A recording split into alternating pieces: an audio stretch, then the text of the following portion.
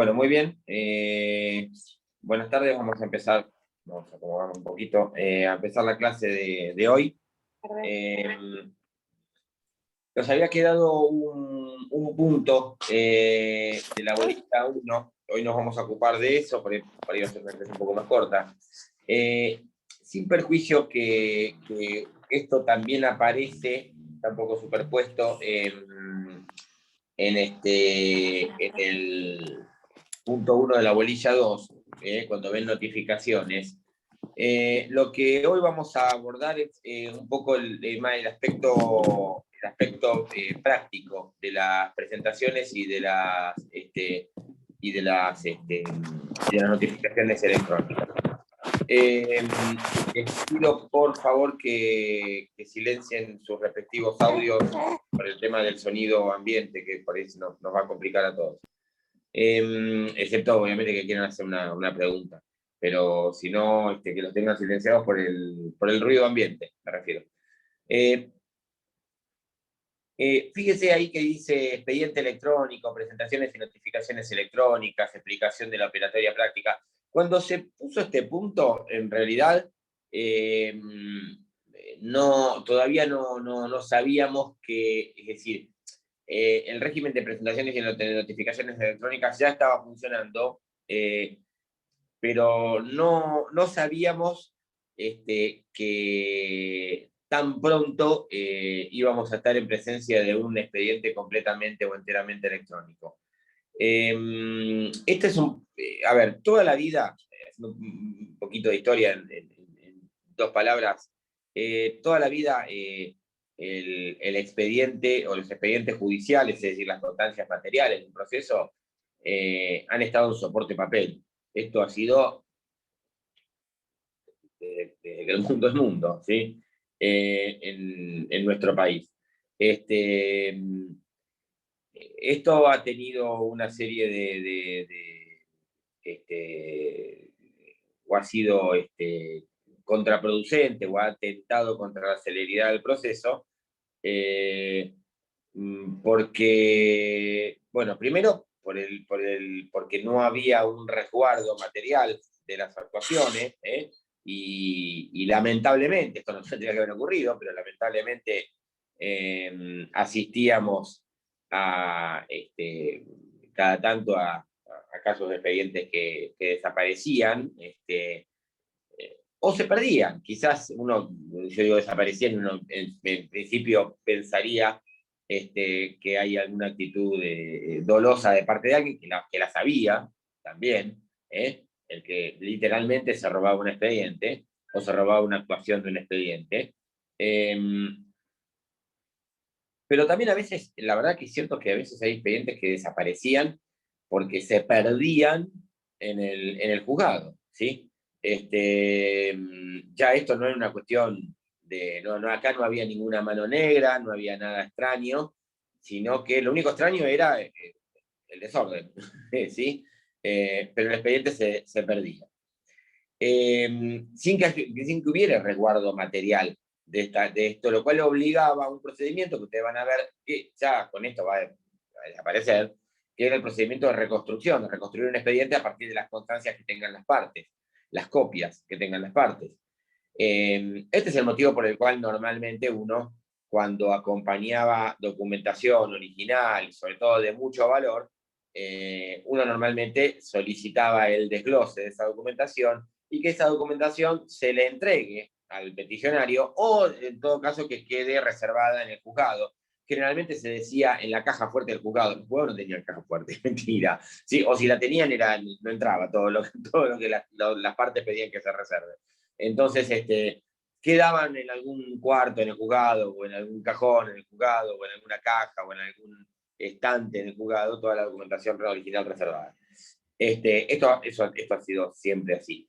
Imagínense ustedes, si ustedes inician un juicio ejecutivo de un pagaré, dejar el pagaré en el expediente, el original, es casi suicida, porque desaparece el expediente, desaparece el pagaré y chao juicio ejecutivo, ¿sí? Sin título ejecutivo no hay ejecución. Pero además el tema del soporte papel también ha sido contraproducente por otros motivos. El espacio que ocupa, ¿sí? Uno entraba, ahora que, cuando los juzgados, ahora no tan ahora, ya hace varios años se han mudado a 2 cuadras del edificio principal, pero cuando estaban todos los juzgados civiles en el edificio principal de Tucumán y Brown, no había espacio físico donde poner los expedientes. Ahora tampoco, pero antes lo había menos, ¿sí? No había espacio físico, no sabían dónde meterlos. Y además, inclusive, esto generaba problemas edilicios. El papel es una de las cosas que más pesa, aunque les parezca mentira. Y el peso del papel en el edificio, también, más allá de los problemas edilicios que tuvo el edificio de Tucumán y Brown, que en realidad eran problemas de construcción, ¿no? Que obligó a cerrar tribunales en un par de oportunidades, una vez en el principio de la década de 80 y otra vez en 1995. Pero el peso del papel también ha incidido. Pero además el hecho de la practicidad, es decir, en un expediente de soporte de papel implica tener que ir, buscarlo, empezar a hojearlo. A veces hay actuaciones que con el transcurso del tiempo, y precisamente porque los procesos la mayoría de las veces duran años, en algunos casos muchos años, y en algunos casos décadas, muchas veces hay actuaciones que quedaban decoloridas y hasta se borraban, no porque nadie haya hecho nada raro, sino que solo por el transcurso del tiempo. Quedaban materialmente desmejoradas, a veces había que hacer adivinar para leerlas.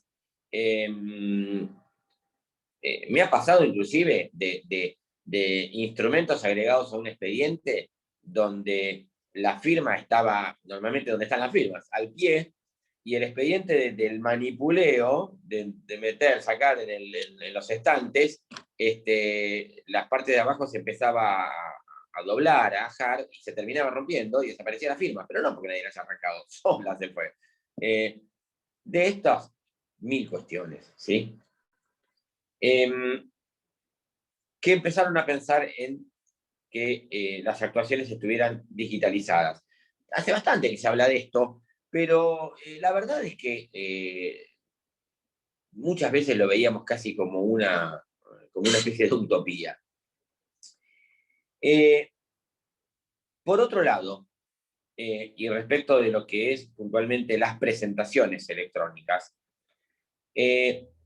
toda la vida las presentaciones judiciales, los escritos, se realizaron en forma presencial y poniendo y concurriendo al juzgado con un empleado de mesa de entrada que ponía un sello denominado cargo, indicando el día y hora donde estaba presentado ese escrito, y el mismo estaba con copias, sin copias, con primer letrado, sin primer letrado. Esto implicaba ir a tribunales, hacer una cola, y como iba uno, iban miles más, lo cual implicaba concentración de gente en tribunales. Olvídense del tema de COVID, pre-COVID, cuando nadie pensaba que una concentración de gente podría ser peligrosa, ¿sí?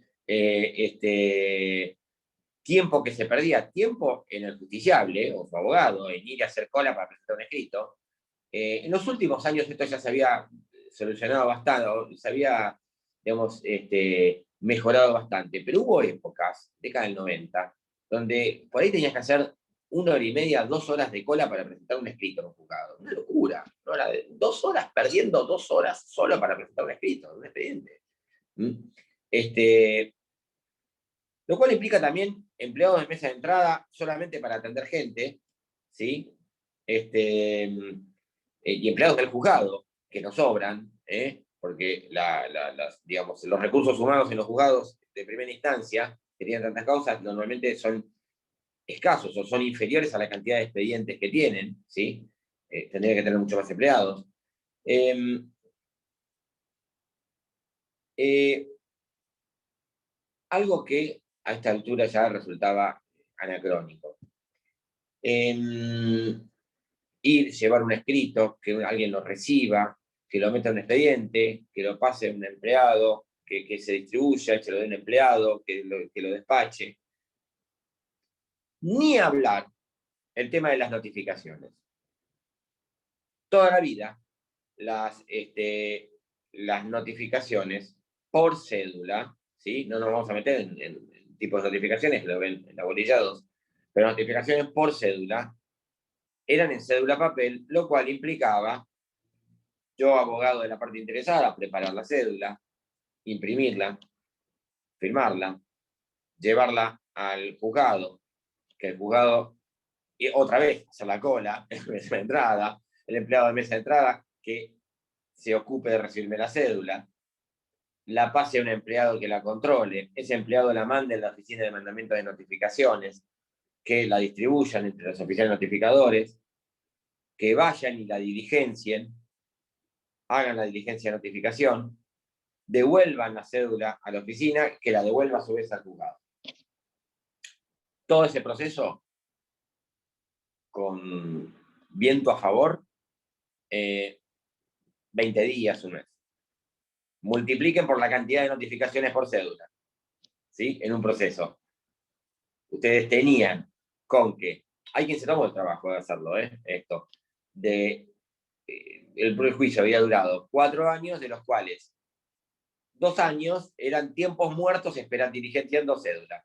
O sea, no tiempos muertos, es decir, tiempos en los cuales se realizaban actos procesales, pero tiempos en los cuales el proceso no avanzaba a cierta etapa. Es decir, porque si yo, si se resuelve, no sé, se decreta la apertura a prueba, hay que notificar por cédula, tengo que hacer la cédula, dejar la cédula en el juzgado la tiene que controlar, mandarla a la oficina de mandamiento de notificaciones, va al notificador, notifica, y todo el camino inverso. 15 días, 20 días.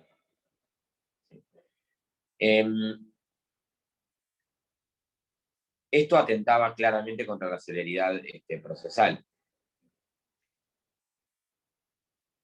Fue así que se empezó a hablar de las presentaciones y notificaciones electrónicas. Todavía no nos animábamos, la Suprema Corte todavía no se animaba a hablar de expediente electrónico. Vamos a ver cuando aparece, medio empujado por las circunstancias. Así aparecen las presentaciones y notificaciones electrónicas con una serie de acordadas. Ojo, cuando esto apareció, normalmente somos resistentes al cambio, y a medida de que somos más grandes, por ahí hay mayor resistencia al cambio, ¿sí? Por ahí las generaciones más jóvenes son más abiertas, más proclives, son más un papel en blanco, pero los abogados que ya tenían décadas de profesión, o varios años o décadas de profesión, empezaban a hablar de esto y dicen, uy, no, ¿cómo voy a hacer? Me lo tienen que explicar, esto me va a complicar la vida, yo quiero seguir así. De hecho, hay abogados que se negaban a hacerlo y iban a decir, no, yo voy a seguir haciendo las cosas como siempre. Estos comentarios los he escuchado, no los estoy inventando, no mucho tiempo atrás, 3 años atrás, 3, 4 años atrás. La Corte entonces idea y crea un sistema de presentaciones electrónicas y notificaciones electrónicas. Primero, forma optativa, ¿sí? Ya hace varios años, ya hace unos 7, 8 años, empieza a dictar las primeras acordadas, donde crea el sistema de notificaciones electrónicas y de presentaciones electrónicas. Primero con las presentaciones, con los escritos electrónicos, presentaciones electrónicas. Primero, forma optativa. El que quiera hacerlo en forma electrónica lo puede hacer. Muchos jueces exhortaban a las partes a empezar a utilizar este sistema. Pero la verdad es que cuando fue optativo, eran pocos los abogados que realmente lo utilizaban, ¿sí? Fue así que un buen día la Corte lo estableció en forma, creo que fue 2017, más o menos, 2018, 2017, en forma obligatoria, o 2016, en forma obligatoria. El sistema colapsó, hubo montones de quejas, y la Corte se echó atrás, duró una semana esto, y se echó atrás y volvió a que sea en forma optativa. Después, con el tiempo, ya más acomodados, lo volvió a establecer en forma obligatoria. Las presentaciones electrónicas. ¿Cómo funciona el sistema de presentaciones electrónicas? Para esto hay que remitirnos a una ley, que es la ley de firma digital, la que establece la posibilidad de que las partes puedan manifestar su consentimiento mediante una firma no hológrafa, con lapicera, la que conocimos toda la vida, sino digitalmente formalizada. Algo que después ya en el Código Civil y Comercial aparece también claramente, pero la ley de firma digital es todavía con el Código de Vélez, ¿sí? Pero para esto, esta firma tiene que estar cifrada digitalmente, tiene que estar autenticada, tiene que estar validada. Toda la vida yo abogado, he presentado un escrito, presentaba el escrito en papel, lo redactaba y lo firmaba, lo imprimía, o antes cuando había máquina de escribir, lo redactaba solamente en la máquina, sacaba el papel, o a partir de las impresoras, de hacerlo en computadora, imprimía, firma, sello y me lo presentaba. Se presume que mi firma es mía, ¿sí? Firmé yo, me lo presenté.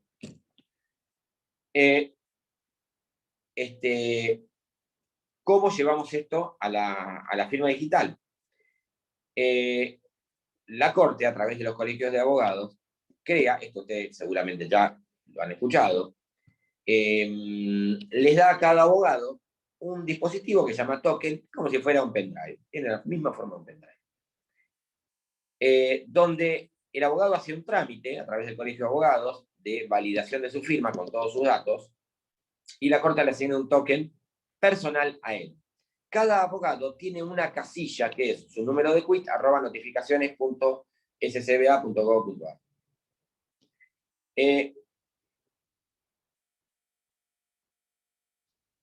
Si el escrito está presentado con ese token, es decir, yo pongo el token en la entrada del puerto USB de la computadora, me va a abrir una pantalla que me va a decir, hacer presentaciones con certificado o sin certificado. Sin certificado las ¿puedo trabajar sin el token? Sí. ¿Puedo hacer los escritos sin el token? Sí. Lo que no puedo es mandarlo, ¿sí? Presentarlo. ¿Está claro? Yo puedo trabajar, hago el borrador del escrito, ¿sí? Ahora, para enviarlo, para firmarlo digitalmente, tengo que tener el token enchufado, ¿sí? Entonces, enchufo el token, hago el escrito, o si ustedes quieren, hago el escrito, tranquilo, lo preparo, queda el escrito en borrador, y ahí sí, pongo el token en la entrada USB de la computadora, se abre la pantalla, ingresar con certificado, le digo que sí, y ahí yo ya puedo firmar electrónicamente el escrito. Para firmar electrónicamente el escrito necesito el token. Ahí está la firma, ahí está validada la firma digital, con la asignación de un token a cada abogado. Sin token no hay presentación judicial, ¿sí? No cualquiera puede hacer una presentación judicial en mi nombre, a menos obviamente que me roben el token, ¿sí? ¿Qué es lo que ocurre? La redacción del escrito es, obviamente, la misma, las formas del escrito no nos vamos a meter, los requisitos del 118, pero,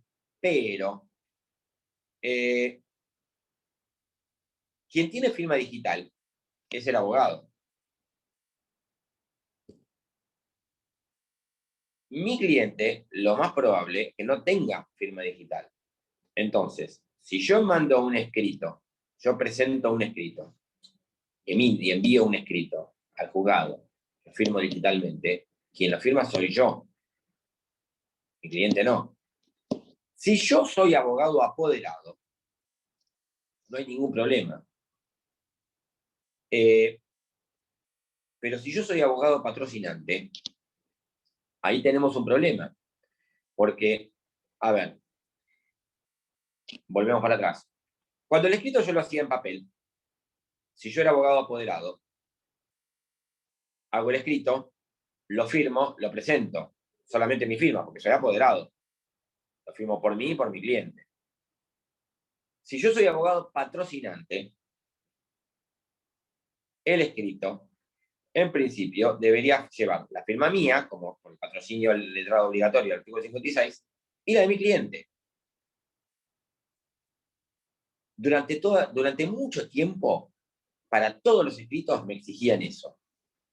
También la firma de mi cliente. Sin embargo, en su momento, la ley 5177 de ejercicio profesional se modifica y se dispone que los escritos de mero trámite pueden estar firmados solamente por el abogado. Porque son de mero trámite, para impulsar el proceso. ¿Está claro? No hace falta la firma del cliente. Esto es algo que a los juzgados les costó entender.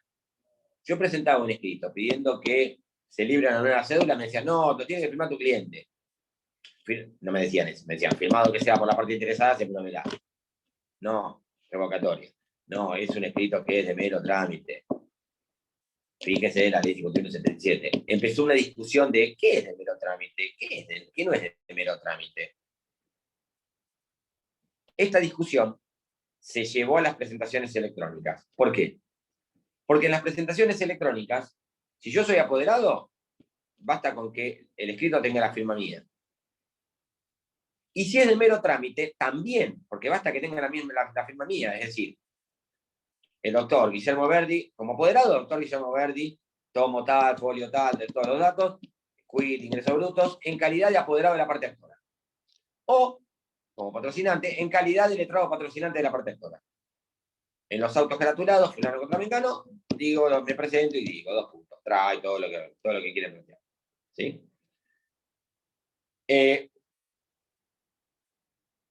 Y empieza la discusión. Bueno, está bien, bárbaro. Pero, ¿qué es de mero trámite? ¿Qué es no? ¿Y qué no? Para zanjar esta discusión, la Corte saca una acordada, que es la 3842 del 17, donde dice, los escritos que no son de mero trámite son demanda, contestación, que son, para que ustedes entiendan, los estructurales del proceso, los más importantes. Demanda, contestación, reconvención, contestación de citación de terceros, pedido de medidas cautelares, interposición del recurso y fundamento del recurso, desistimiento, allanamiento, transacción, ¿sí?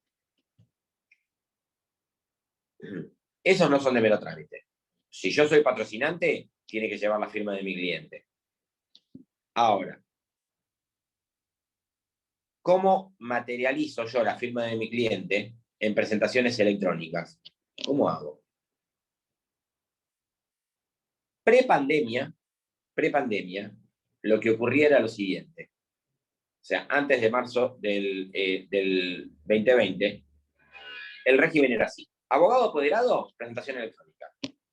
Abogado patrocinante, presentación de mero trámite, solamente electrónica con mi firma. Punto. Igual que si fuera apoderado. Abogado patrocinante, presentación que no es de mero trámite, contesto una demanda. Por ejemplo, yo lo que hacía era presentarla en papel, ir al juzgado, como con la vieja usanza, como toda la vida, la presentaba en papel y en 24 horas tenía que presentar el escrito digitalizado con el cargo al juzgado. ¿Sí? Iba al juzgado, presentaba el escrito, le ponían el cargo y eso lo escaneaba y lo mandaba dentro de 24 horas. Ahora, marzo 2020, no pude ir más al juzgado. Para presentar un escrito como apoderado, listo, lo hacía desde mi casa o desde mi estudio, o de donde sea. Para presentar un escrito como letrado patrocinante, si no es de mero trámite, también, el escrito yo como letrado patrocinante, no sé, pido que se libre una cédula, lo que se les ocurra. Ahora, yo abogado patrocinante, tengo que presentar un escrito que no es de mero trámite, o tengo que contestar una demanda, ¿cómo hago? Tengo que contestar una demanda y tiene que llevar la firma de mi cliente. Hay casos en los cuales el cliente tiene firma digital. Por ejemplo, si yo patrocino a un perito, patrocino a otro abogado, lo más probable es que tenga firma digital. O por ahí mi cliente, por su trabajo, tiene firma digital. Pero en el 99,99% de los casos no lo tiene, no la tiene. Entonces, si yo pongo en el escrito Juan Carlos Pérez con el patrocinio del doctor Guillermo Verdi, lo firmo electrónicamente y lo mando, el juez sabe que lo firmé yo, pero no que lo firmó Juan Carlos, no ve la firma digital de Juan Carlos Pérez. Entonces, ¿cómo lo llevamos a cabo? ¿Cómo hacemos? Entonces la Corte saca una resolución, ni siquiera una acordada, una resolución, que es la 10/20, donde dice los escritos donde el abogado es patrocinante y no es de mero trámite, entonces lo que se hace es lo siguiente. Se firma hológrafamente, es decir, puño y letra. Viene mi cliente al estudio, hago el escrito, lo imprimo, me lo firma con lapicera y lo firmo yo también. Con lapicera, firma y sello. Como toda la vida. Y yo lo que hago es mandar el escrito electrónicamente con mi firma digital y anexado en un archivo adjunto, digitalizado, el escrito firmado por mi cliente. Entonces, volvemos para atrás. Viene Juan Carlos Pérez a verme, perdón si alguno se llama Juan Carlos Pérez, lo pongo al azar. Viene Juan Carlos Pérez a verme, me firma el escrito. Entonces yo presento un escrito en forma electrónicamente que va a decir: Juan Carlos Pérez, por mi derecho, con el patrocinio del doctor fulano, digo, el escrito, se da justicia.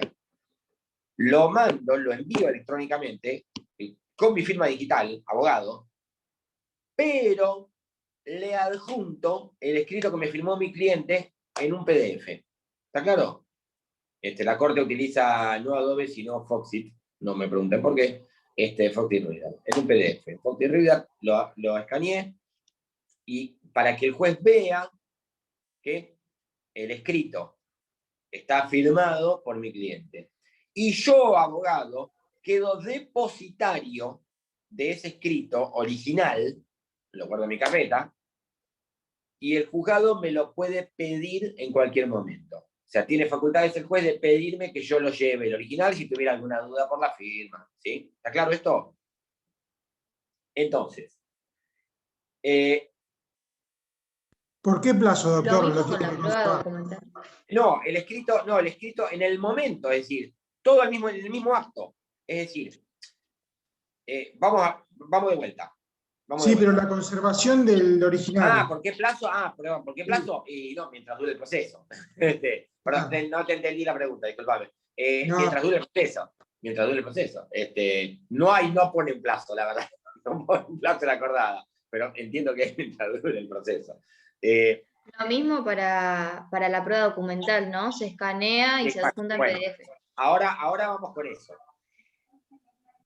Esto que arranca en marzo, es decir, la pandemia obliga, la pandemia al impedir la concurrencia en forma presencial al Poder Judicial, ya no era si me gustaba o no me gustaba, si quería o no quería, si era de mero trámite o no de mero trámite, no se podía, pero había que seguir con los procesos.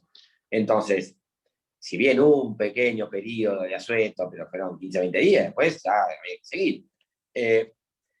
Entonces, la Corte dicta una resolución, que es una acordada, que es la 3975 del 2020, que es la que establece, que es una acordada ya madre, que establece el régimen del expediente electrónico.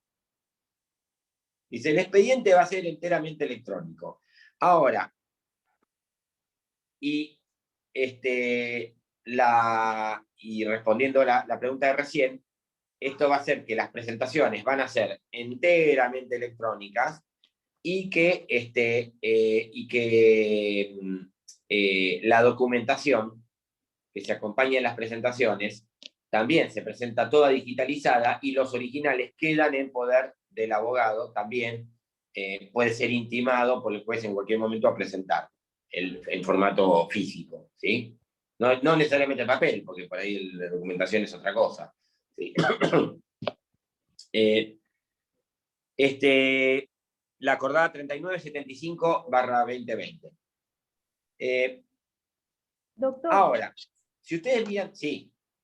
cuando usted manda el escrito, primero se manda con la firma digital, ¿sí? Sí. Y ahí va también el escrito que le hice firmar a mi cliente. O sea, que se envía 2 veces el mismo escrito. Claro, vos cargas el texto del escrito,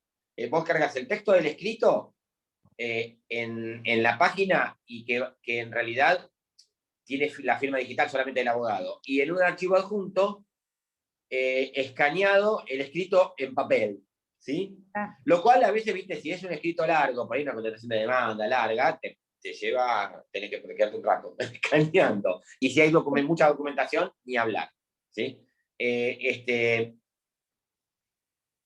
Ahora, si ustedes ven la acordada 3975, dice, por un lado el expediente es totalmente electrónico, y por otro lado dice, para los casos de presentaciones en papel, digo, ¿pero cómo? ¿No me acabas de decir que el expediente es totalmente electrónico?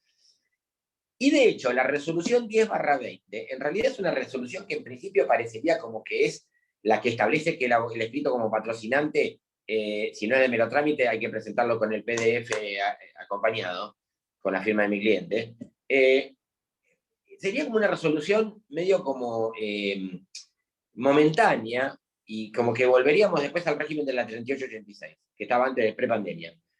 Pero en realidad hay como un consenso de que esto va a quedar así para siempre. La idea es que la concurrencia a la sede de los juzgados sea lo menos posible en el futuro, más allá de la pandemia, y que las presentaciones terminen siendo enteramente electrónicas, todas, ¿sí? La idea es esa, esto como que llegó para quedarse. ¿Puedo hacer una pregunta? Sí, claro. O sea, por un lado, decimos que se tiende a la oralidad en el proceso civil, y por el otro lado se tiende a su vez a que sea fuera del juzgado. O sea, ¿cómo? Sí, bueno, está buena lo que pasa que, a ver, de todas formas, entre comillas, inmediación que podía suponer tener que ir a dejar un escrito a tribunales, en realidad no era tal, porque la verdad que vos ibas, hacías la cola, te recibía un empleado de mesa de entrada que lo único que hacía era ponerle el sello y pasarlo atrás que lo despache otro. Es decir, al juez no le veías nunca la cara. Vos en el marco de un proceso podías ir a dejar, desde que arrancaba hasta que terminaba, 100 escritos en formato papel, y ninguna de esas oportunidades le había visto la cara ni al juez ni al secretario. Olvídate. Entonces, en realidad, las presentaciones electrónicas no creo que atenten contra la inmediación, ¿sí? Lo que sí atenta contra la inmediación es la presencia del juez en las audiencias. Eso sí atenta contra, es decir, que no esté presente, mejor dicho. La ausencia del juez contra las audiencias, eso sí atenta contra la inmediación. Pero igual está bien la observación.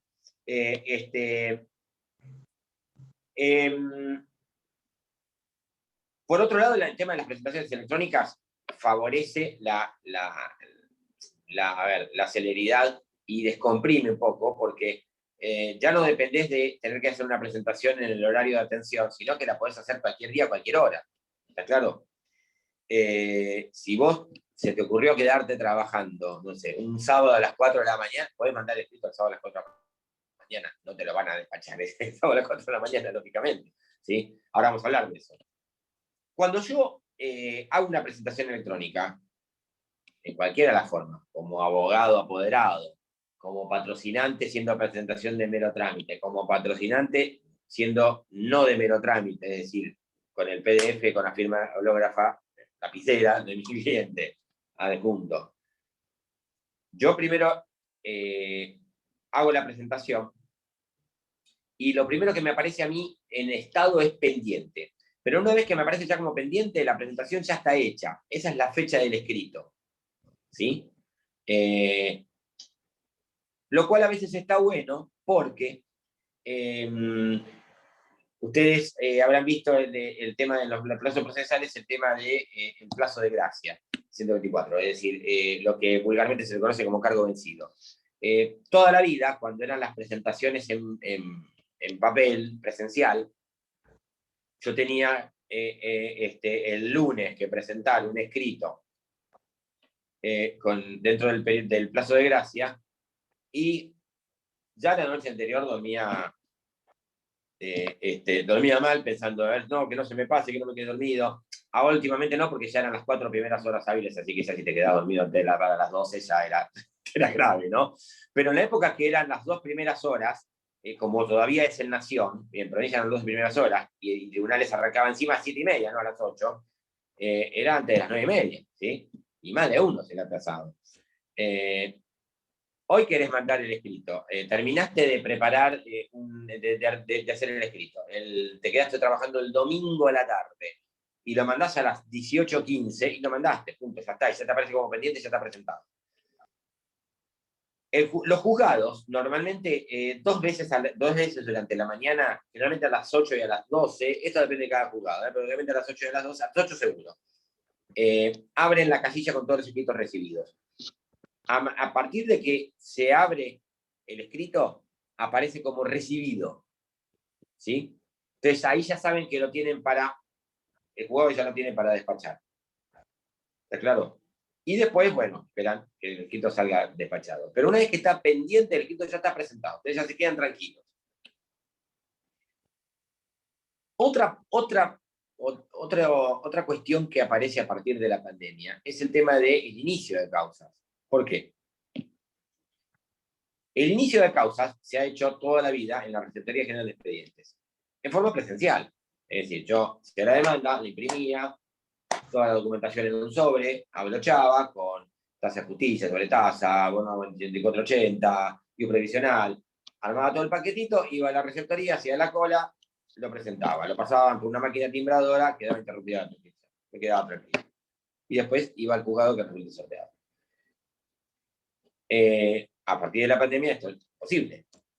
Entonces, primero en forma temporaria y después para siempre, se edita una acordada que es la 592/20, primero en forma temporaria y después ya esto se estableció para siempre, se establece el sistema de inicio virtual de causas.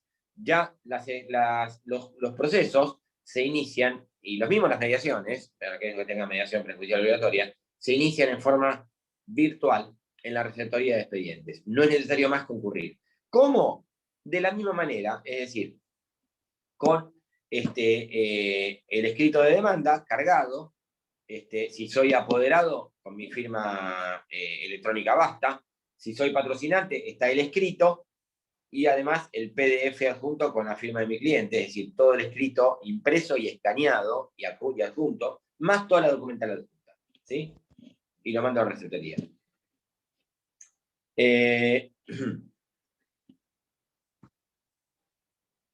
¿Qué pasa con... y bueno, lo mismo pasa, y ustedes en la segunda parte después van a ver lo que es recurso de queja, lo mismo, los recursos de queja que se inician directamente en la queja por apelación denegada, que se inician directamente en la Cámara, los mismos recursos de queja para recursos extraordinarios denegados en la Suprema Corte, lo presentan directamente en la Cámara o en la Suprema Corte, en el caso del recurso de queja extraordinaria, ¿sí? Directamente, no más en forma presencial.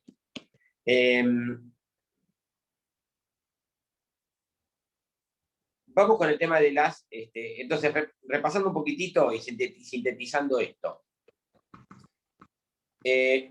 Régimen de presentaciones electrónicas actualmente, 2021, y si bien hay la resolución 10/20, es un por el momento, todo indica que esto va a quedar para siempre. Escrito presentado por abogado apoderado se presenta solo con su firma electrónica. Es decir, se carga el escrito en el sistema, se firma electrónicamente. Te va a aparecer abajo que dice firmar y enviar. Cliquean, está presentado el escrito. Escrito presentado por abogado patrocinante cuando la presentación es de mero trámite, ¿sí? Y vamos a la 3842/17 para saber el criterio si es o no. Ahí dice cuáles no son de mero trámite, todas las demás son de mero trámite. Para que ustedes se den una idea, las que no son de mero trámite son las que requieren sustanciación, las que hay traslado, ¿sí? Que lo dice el 3842, todas las que requieren sustanciación. Entonces, presentación que es de mero trámite, abogado patrocinante, solo con la firma electrónica del abogado. Se hace el escrito, se carga, firma electrónica y envía. Firmar y enviar. Escrito presentado por abogado patrocinante cuando la presentación no es de mero trámite. Interposición de un recurso, contestación de una demanda.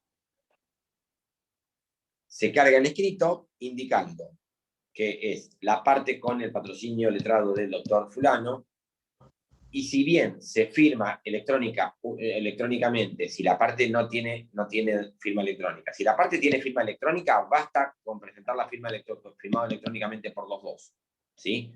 Si la parte no tiene firma electrónica, en el 29% de los casos, firma electrónica está firmado electrónicamente solo por el abogado y se adjunta escaneado en un PDF el escrito firmado por el cliente, de puño y letra, ¿sí? Para que el juez vea que lo firmó el cliente. ¿Estamos? Y queda el abogado como depositario, ¿sí? ¿Cómo es el régimen en fuero nacional en Cava y federal en todo el país? Actualmente, antes el régimen en Cava era, el régimen del fuero federal y en Cava para el fuero nacional, era que las presentaciones de mero trámite eran enteramente electrónicas y de lo contrario, yo presentaba el escrito en papel y después tenía que acompañar el PDF en 24 horas. Esto no se puede hacer más a partir de marzo, entonces en marzo la Corte Suprema de Justicia de la Nación saca una acordada que es la 4/20 o 4/2020, el 16 de marzo del 2020, justo cuando arranca la pandemia, cuando explota todo, el lunes 16 de marzo, saca una acordada y dice, ahora todas las presentaciones son electrónicas. Entonces todo en forma electrónica, si el abogado es patrocinante, también acompaña PDF firmado por el cliente, ¿sí?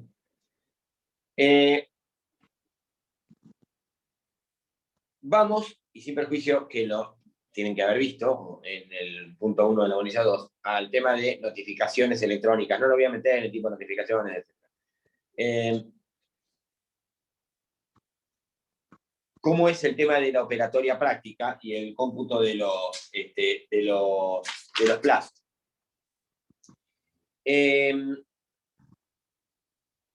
Esto depende, provincia o nación.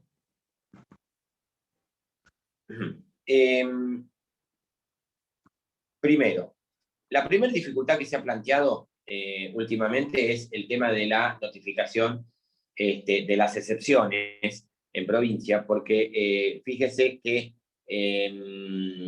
la notificación, si ustedes ven el 143, la notificación de demanda, la notificación de citación de personas extrañas al proceso y la notificación de la sentencia definitiva, forzosamente tienen que ser en formato papel.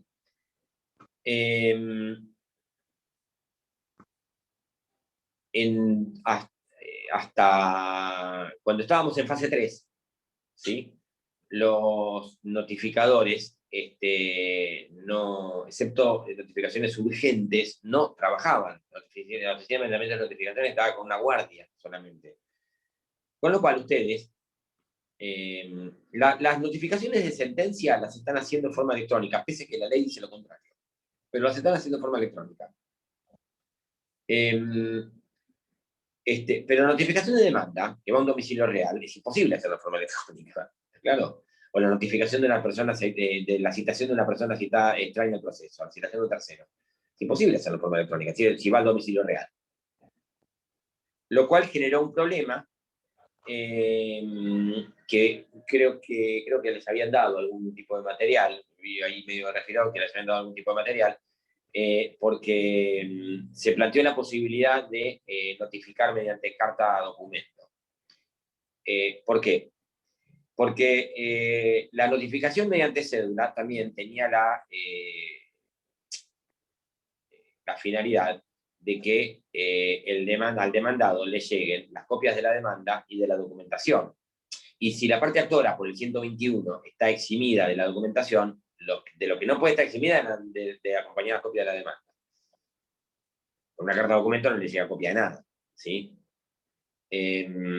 Pero, si nosotros estamos digitalizando todo, demanda, documentación, todo, el demandado puede recibir la carta de documento con el texto de la resolución de traslado de la demanda y ver en la mesa de entrada virtual la demanda y la contestación, ¿sí?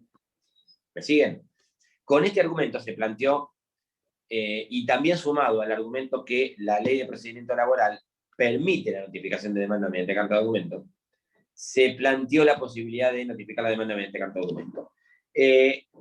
Primero los jueces de primera instancia fueron reticentes hasta que la Cámara, la Sala 3, dio esta posibilidad. Esta discusión igual ya cayó un poquito quedó desactualizada porque el 25 de noviembre pasado se restablece el Pleno Servicio de Justicia en Mar del Plata. Pero ojo, como viene a la mano, si esto pasáramos a fase 3, esta situación se puede reiterar, ¿sí? Cosa que no sabemos, no sabe nadie, ¿sí? Ojalá que no. Pasamos a fase 3, y notificado, no, yo no salgo. ¿Sí? Esto ha sido un problema, porque impedía arrancar con el proceso, notificar la demanda, ¿sí? ¿Pero por qué? Porque la ley es muy clara, es decir, la notificación es por cédula, pero además es imposible que la hagamos en forma electrónica, porque si no parte del proceso, no constituye un domicilio electrónico, si tiene que ir a un domicilio real. ¿Cómo opera la notificación electrónica? En provincia la notificación electrónica opera de una manera similar que la notificación ministerial X, o por nota, como se dice vulgarmente. Es decir,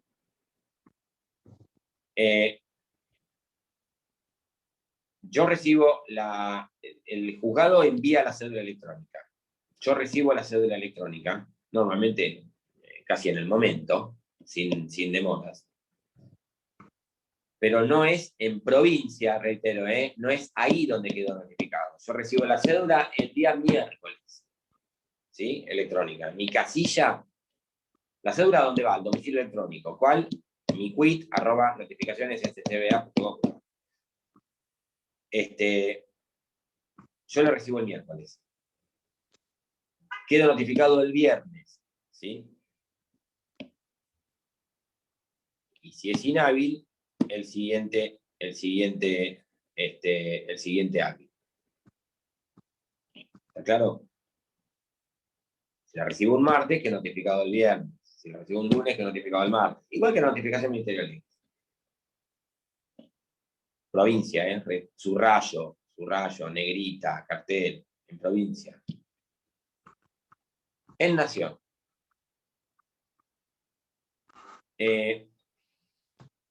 En nación la notificación se considera, la cédula se considera recibida cuando está disponible en mi casilla, el día que está disponible en mi casilla, siempre y cuando la notificación se haya practicado en horario hábil, entre las 7 y las 20. ¿Sí? Entonces, si la notificación yo la recibo el miércoles a las 14 horas, se considera que yo esté notificado ese miércoles a las 14 horas y el plazo empieza a correr al día siguiente. Siempre recuerden la regla, esto para siempre, para la provincia, para la nación, o para donde se les ocurra, que el día que se practica la notificación no se cuenta. ¿Sí? Entonces, la recibo a las 14 horas, queda notificado ese mismo día, el plazo empieza a correr al día siguiente. Si yo la recibo fuera de ese horario, después de las 20 horas, se considera entonces que quedé notificado al día siguiente. La recibo el miércoles a las 22:30. Entonces queda notificado el día jueves y el plazo empieza a correr el viernes. ¿Está claro? Ojo con esta diferenciación. Les comento que se pregunta, si insisto tanto es porque se pregunta en los exámenes, ¿sí? Y además no pueden obviarla de acá, de acá a cuando ejerzan la profesión. Por eso, fíjense que, sí, escucha. Sería en nación, antes de las 20 horas, ya quedaría notificado ese día, bueno, empieza a correr el plazo al otro día. Exactamente. Porque se me cortó, perfecto. Sí, disculpame. Vamos de vuelta, Camila. ¿Vos sos Camila? No, Camila es otra. Josefina. No, pero me veía un mensaje, entonces, para Camila también, y para los demás también. Vamos de vuelta. En nación, si la notificación se practica entre las 7 y las 20, se considera notificado ese día, el día que se recibió la cédula. Y el plazo empieza a correr al día siguiente.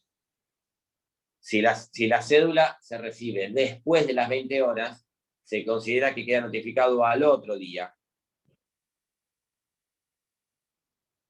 ¿Sí? Pero la cédula puede llegar después de las 20 cualquier horario, ponerle 2 de la mañana.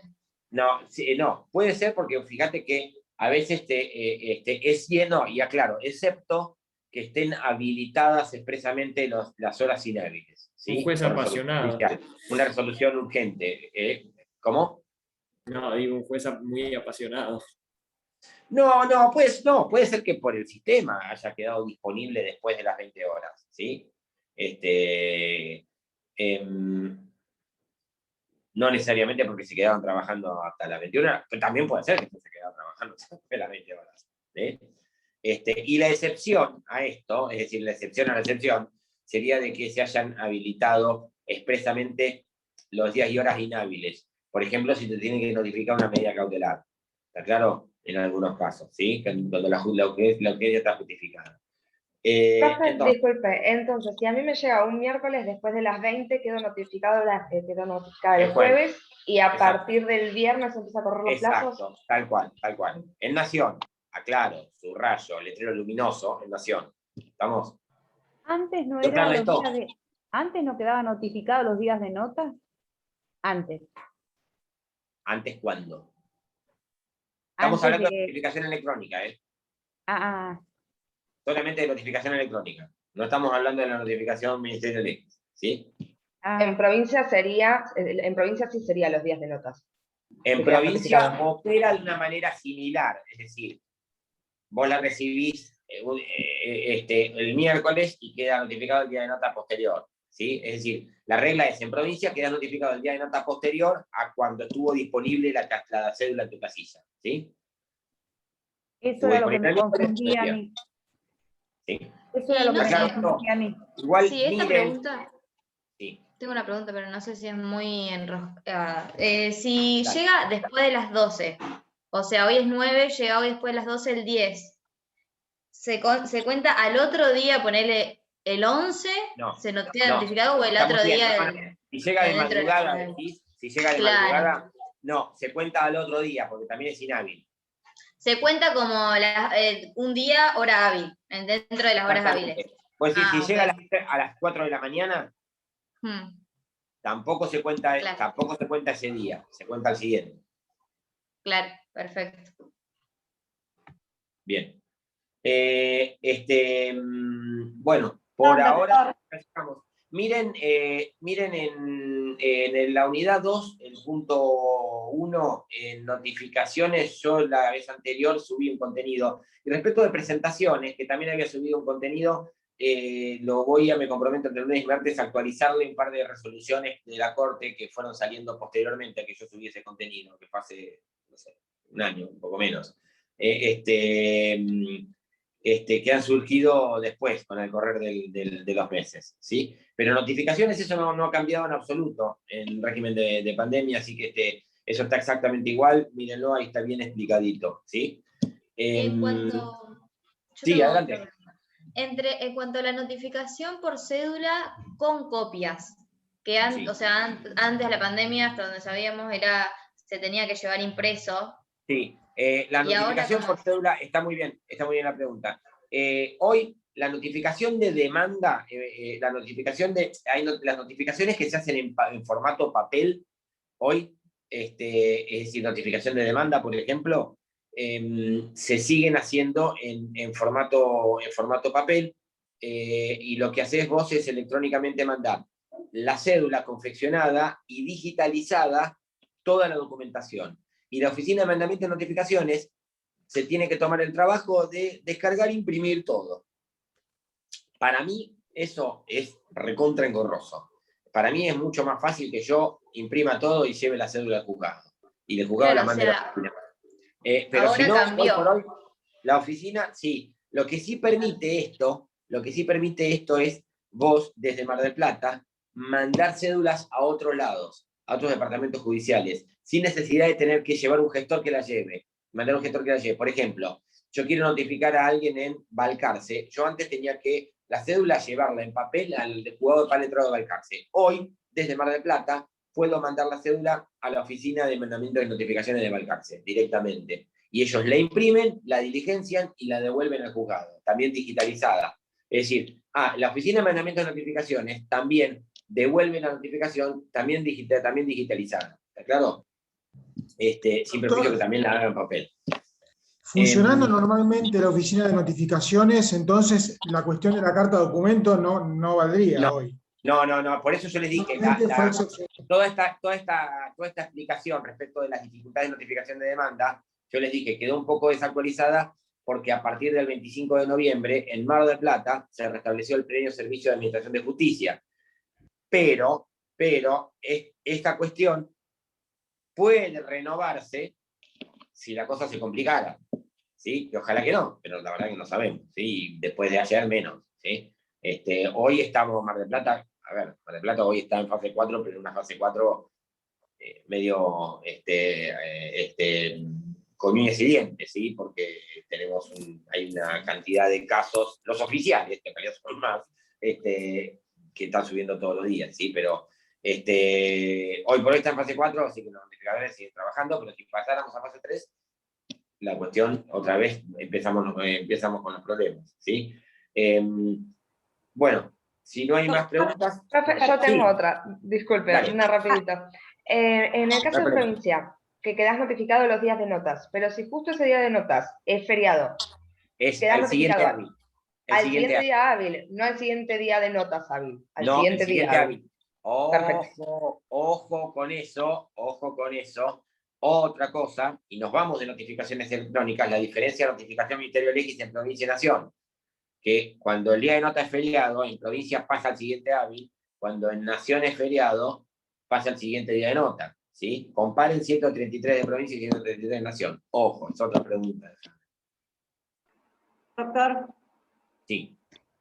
Le hago una consulta, porque la vez pasada tuvimos una clase sobre notificaciones electrónicas y el comentario era que el oficial notificador lo que llevaba era un papel donde había un QR y un código de barras, donde no hacía falta imprimir todo lo que es la documentación. Sino gracias por la aclaración. Gracias por la aclaración. A fin del año pasado, la Corte lo que hizo es, para reglamentar, igual los jueces lo están aplicando, para el traslado de demanda no lo están aplicando a rajatabla. Pero gracias por la aclaración porque me estaba olvidando. Y es muy importante. Dictó una acordada la Suprema Corte de la provincia, por lo cual se incorpora la posibilidad que a la cédula contenga un código QR y que se pueda leer, con el celular obviamente, ese código QR para poder acceder a la documentación sin necesidad de tener que acceder a la mesa de entrada virtual. ¿Por qué? Porque a la mesa de entrada virtual necesitas una clave. Las claves las tenemos los abogados. Por ahí hay alguno que tendrá una clave que se la pasó a un abogado, pero en realidad las claves para acceder a la mesa de entrada virtual, o sea, no puede acceder cualquiera a la mesa de entrada virtual para poder ver la documentación. Entonces, la Corte lo que estableció es que las cédulas que contengan copias puedan tener un código QR para poder también acceder a esa documentación, ¿sí? Todo esto, obviamente, para poder garantizar el derecho de defensa, ¿sí? Que habrá que el demandado se entere de qué se trata. Gracias por la aclaración, porque me estaba olvidando, es muy importante eso. Pasa que es tan reciente que a veces hay cosas que se nos escapan. Está bien, y la otra pregunta que tengo es, para una medida cautelar en provincia, cuando la resolución es urgente, también se habilitan días y horas inhábiles, y ahí no corre el día como si fuese día de nota, sino que es distinto. No, porque el juez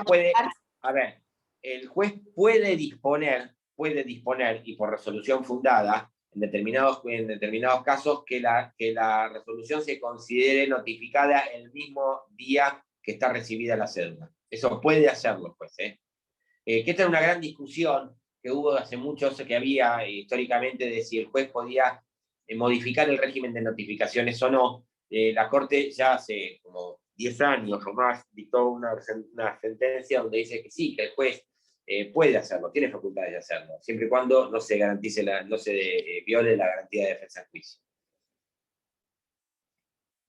Bien. Otra pregunta. Ya está. Muy bien. Bueno, vamos, ya son las 1:30, ¿no? 34. Bueno, vamos terminando, nos vemos entonces el viernes que viene, ¿sí? Ya no me acuerdo qué tema, creo que me toca caducidad, ahora bien. Pero ya ahora me tocan temas salteados. Cualquier cosa, bueno, como siempre estoy a disposición para cualquier pregunta, consulta a través del aula virtual. Buenas tardes a todos. Gracias. Gracias, chao. Buen fin de semana. Gracias, doctor. Chao, Hasta luego. profe. Gracias. Buenas tardes. Gracias. Profesor, No hay profesor. chicos, ¿tomó asistencia? Parece que no. Ah, porque yo llegué tarde a la clase, por eso, gracias. Las violaciones a su vez son maneras musicales, migratorios o sanitarios. Fíjense el error que comete